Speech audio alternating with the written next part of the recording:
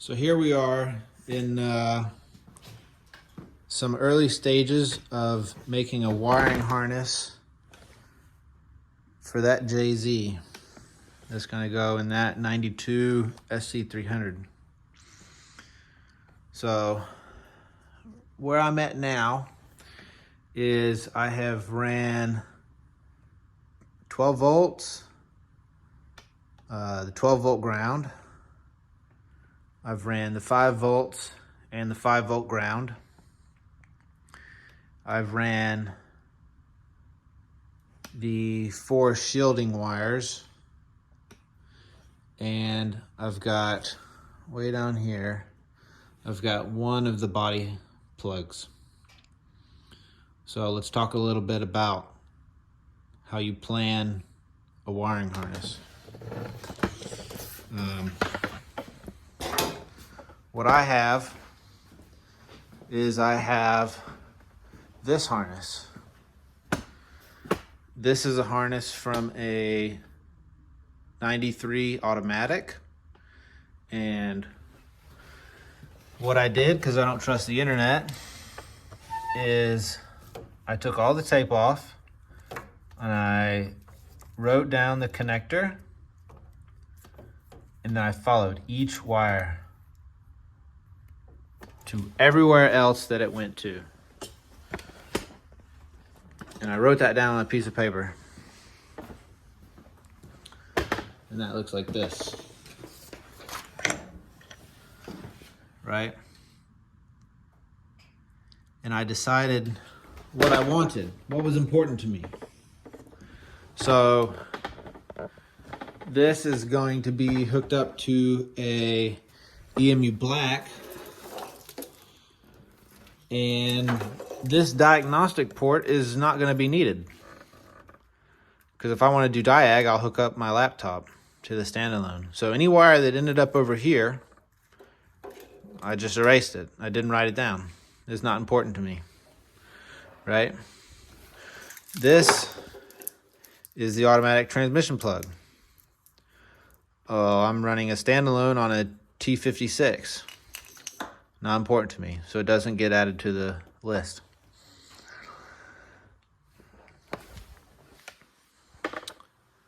I'm getting rid of the igniter, right? This is gonna be coil on plug. So there's no igniter. So for the coils, all that's gonna happen is this is gonna get power, shared power. It's gonna get a shared ground. And then the others are just signal back to the ECU. Same thing for the injectors. These get shared power, and then they're grounded inside the ECU. That's how the ECU fires them. The ECU will give these ground and it will come on.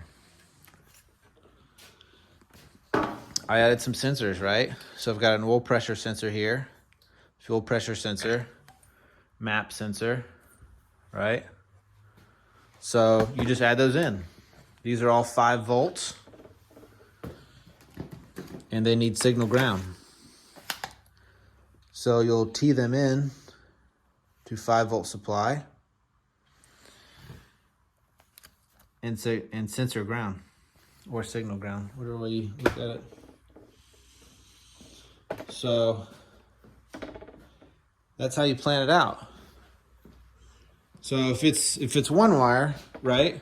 Like one wire goes to one place, you know, like the signal wire for the coolant temperature, it's going to go straight back to the ECU. But the sensor ground that it needs, well, that can be teed off, right? So I've got a 14 gauge sensor ground, and then it's crimped on to where it splits out, right?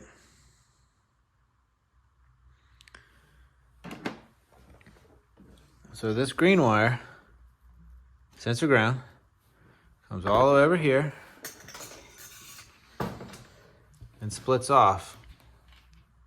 This one happens to go to the coolant temperature sensor, the drive-by-wire, Bosch throttle body sensor ground, intake air temperature sensor ground, as well as this auxiliary engine connector I have. This is just going to be power, 12 volts, ground, 5 volts, sensor ground, right? So if I need to add something later, I'll have the connector with the wires already ran.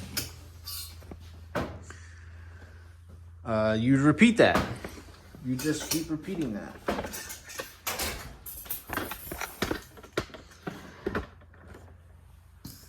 So here's my 12 volt ignition.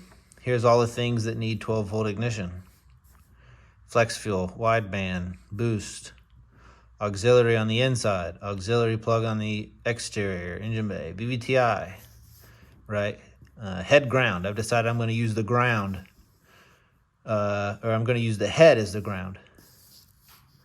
5 volts off of connector B34, right? I've got 2 5-volt connectors on that ECU, that EME black.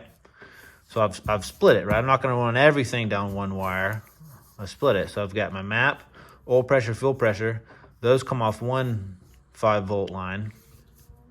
Throttle body, auxiliary, and my pedal position sensor. Those come off one 5-volt line. So once you have all your documentation where you know what each connector needs where, right? Make yourself a little rope. And then, hey, that goes there. That's how long that needs to be, right? This one goes way down here where the oil level sensor is. This one goes to the flex fuel sensor, right? Then you measure how long all of these are. Then you come up with a little diagram that looks like this with your lengths. So 55 centimeters, oil level, that's how long that needs to be at that point, which is 63 centimeters away from its next point, right? Which is 64 centimeters away from its next point, right? Then you mark it out on your big table, right? I've got branch point A, boot point, right?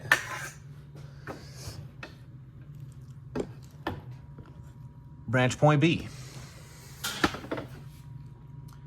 cam, map, injector, coil.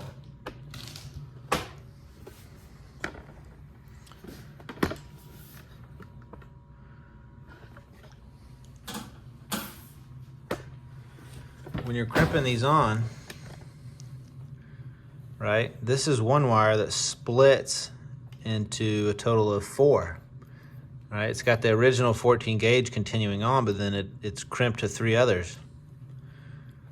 So put your heat shrink on first. You only make that mistake one time. The reason you want to run your power and grounds first is because it's a lot easier to work with it and get those crimps and splices on before everything's in. So, for instance, if you have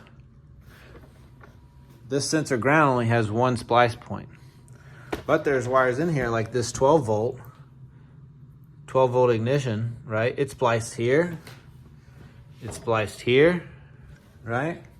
It's spliced here. So think about how you're going to get to those sections, right? So if I did this splice first and then wanted to do this splice, you're gonna have a really hard time getting that heat shrink over all those wires. So work from the inside outside when you're running your wires.